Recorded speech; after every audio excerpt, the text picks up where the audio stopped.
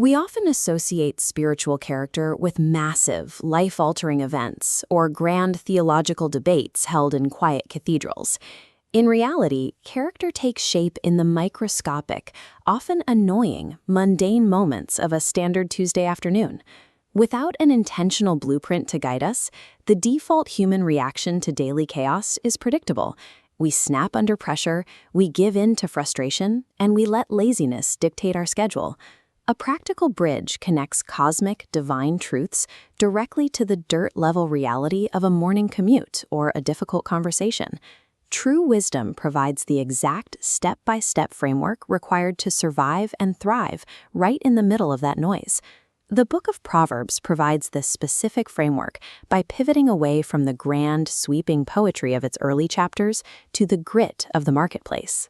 Starting in chapter 10, the text adopts a structure known as antithetical parallelism, a rapid-fire delivery of stark, black-and-white behavioral contrasts. This structural shift marks the moment wisdom leaves the theoretical temple and walks down into the bustling marketplace. This relentless series of either-or scenarios forces the reader to acknowledge that righteousness grows through the compounding effect of thousands of daily behaviors. The first of these micro-habits is speech.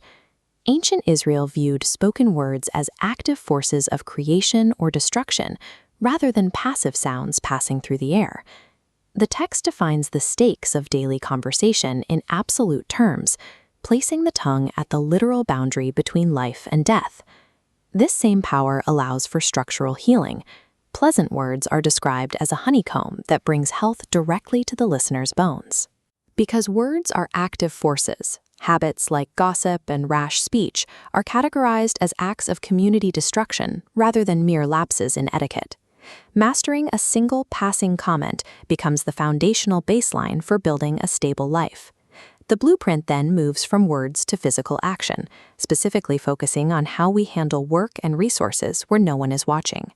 The text warns against the hidden shortcut, using the economic example of dishonest scales to illustrate how hidden corruption is viewed by the divine.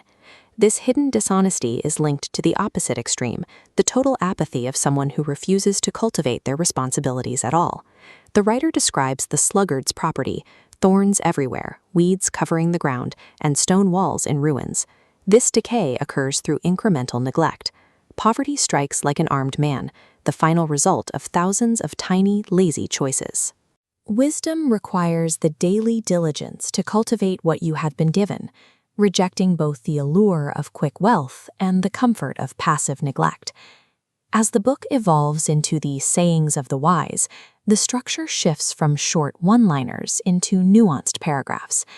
This structural evolution drives the focus inward, moving from external actions to the internal landscape of the heart. The text uses visceral warnings against overindulgence, asking who possesses woe, sorrow, and needless bruises. It describes a person surrendering internal control, helpless as someone trying to sleep on the high seas or atop a ship's rigging. This imagery of the seasick sleeper reveals a total loss of personal agency. Reclaiming that internal control is the prerequisite for effectively engaging with any of the world's external demands. A single kind word, an honest day's labor, or a flash of restrained anger feel insignificant in isolation. When these micro-habits are repeated over decades, they function like structural pillars. They eventually form the unshakable foundation of a resilient and righteous life. This street-level blueprint brings clarity and order to ordinary people navigating ordinary daily circumstances. Evaluate your own trajectory by looking closely at your smallest, most overlooked habits today.